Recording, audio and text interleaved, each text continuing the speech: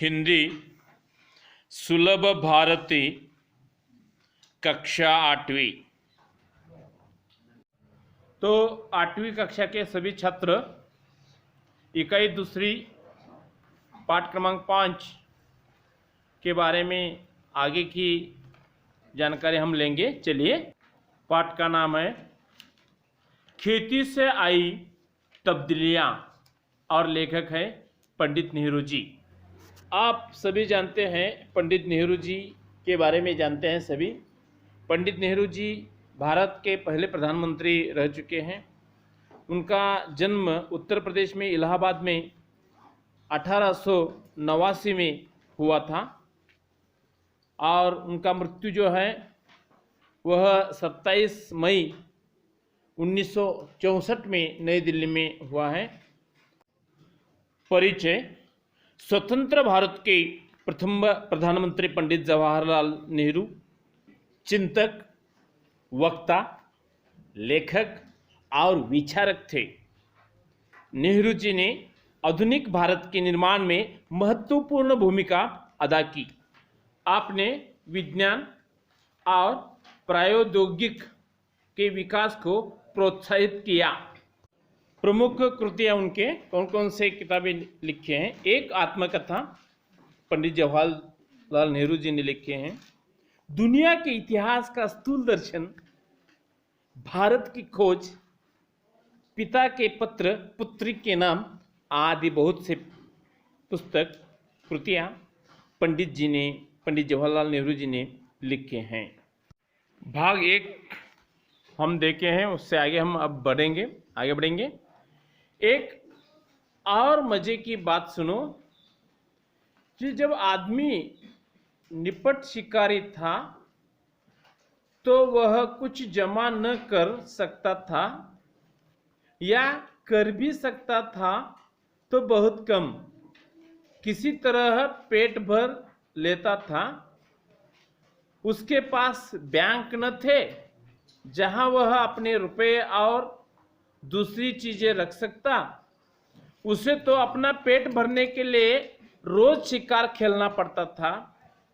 खेती से उसे एक फसल में जरूरत से ज्यादा मिल जाता था।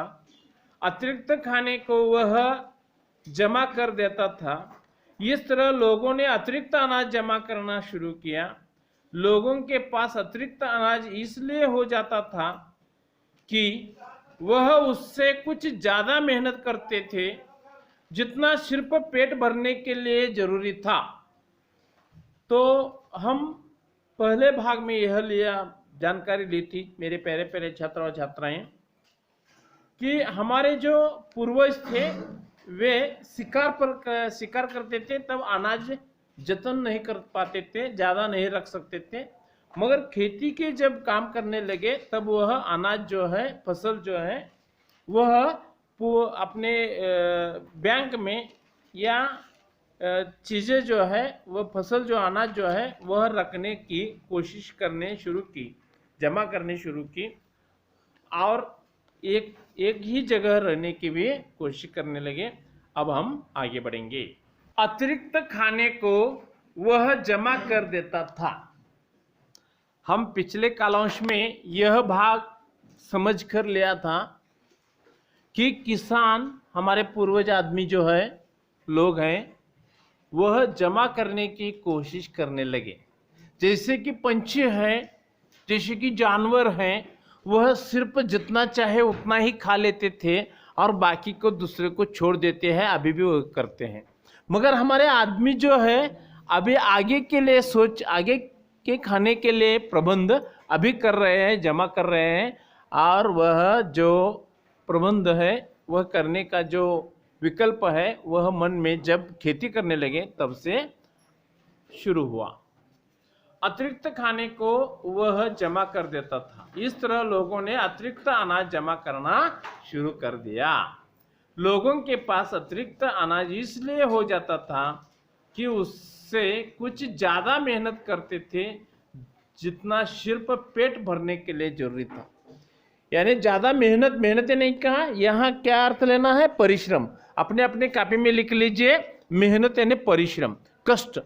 जो कष्ट लेते थे उसका जो ज़्यादा अनाज आता था उसे जमा करने की कोशिश हमारे जो पूर्वज हैं वो करने लगे थे। तुम्हें मालूम है, आप सभी को मालूम है कि आजकल बैंक खुले हुए हैं जहां लोग रुपए जमा करते हैं और चेक लिखकर निकाल सकते हैं। यह रुपया कहाँ से आता है? अगर तुम गौर करो तो तुम्हें मालूम होगा कि यह अतिरिक्त रुपया है। यानी यह जो रुपया है वह कहाँ से आता है, कैसे आता है? तो यह रुपया अतिरिक्त है। यह पूरा जो देश का उत्पादन है उसके अनुसार हिसाब निकालकर रुपया, यह जो चलन है वो निकालते हैं। तो इस प्रकार यह रुपया आता है जिसे लोगों को एक बारगी खर्च करने की जरूरत नहीं है। एक बारगी यानी क्या? एक ही साथ, यानी एक ही साथ खर्च करने की कोई ज़रूरत नहीं। एक बार यानी एक साथ। इसे वे बैंक में रखते हैं। वही लोग मालदार हैं जिनके पास बहुत सा अतिरिक्त रुपया है, और जिनके पास कुछ नहीं वे गरीब हैं। आगे तुम्हें मालूम होगा कि यह अतिरिक्त रुपया कहाँ से है, आता कहाँ से है। इसका सबब यह नहीं है कि आदमी दूसरे से ज़्यादा काम करता है और ज़्यादा कमाता है, बल्कि आजकल तो आदमी बिल्कुल काम नहीं करता, उसके पास तो बचत होती है, और जो पसीना बहाता है उसे खाली हाथ रहना पड़ता है। कितना बुरा इंतज़ाम है। बहुत से लोग समझते हैं कि इसी बुरे इंतज़ाम में के कारण दुनिया में आजकल इतने गरीब आदमी हैं। अभी शायद तुम वह बात समझ न सको, इसलिए इसमें सिर न खपाओ।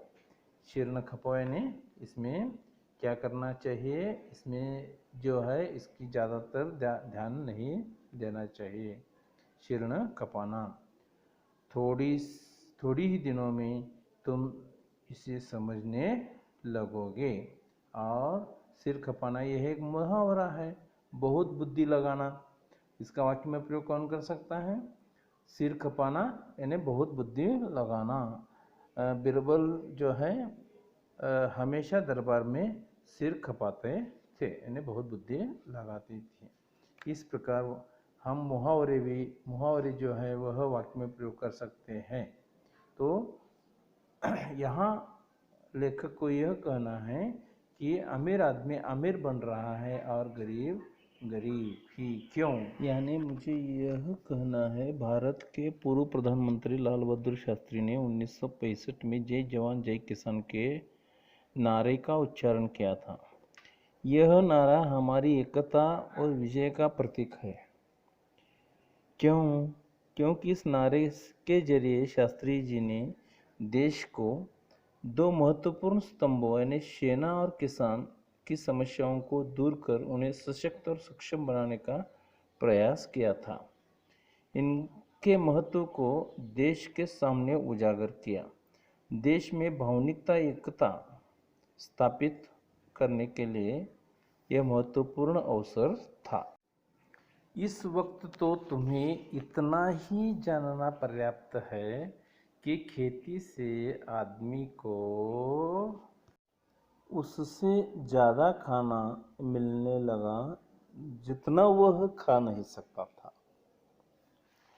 यह जमा कर लिया जाता था। उस जमाने में न रुपए थे न बैंक। जिनके पास बहुत सी गायें, भेड़ें, ऊंट या अनाज होता था वे ही अमीर कहलाते थे। इस प्रकार पंडित जवाहरलाल नेहरू जी ने इंदिरा गांधी जी को यह खत लिखा, तुम्हारा पिता जवाहरलाल नेहरू जैसे कि वैसे यह पत्र यहाँ आपके किताब में दिए हैं। इसमें से हम यह सारांश लेना चाहिए कि जय जवान जय किसान ये ले सकते हैं। कृषि क्षेत्र में किए गए नए नए प्रयोग के बारे में जानकारी ले सकते हैं। और भी खेती के बारे में जो जानकारी दिए हैं वो भी हम ले सकते हैं। कृषि मानव जो है वो जीवन का आधार है। कृषि है जो है मानव जीवन का आधार है, ये भी हम ले सकते हैं। इस प्रकार यह पाठ खत्म होता है। और इसके बारे में जो कृतियाँ हैं और स्वाध्याय हैं वह हम स्वाध्याय अगले वीडियो में लेंगे। धन्यवाद।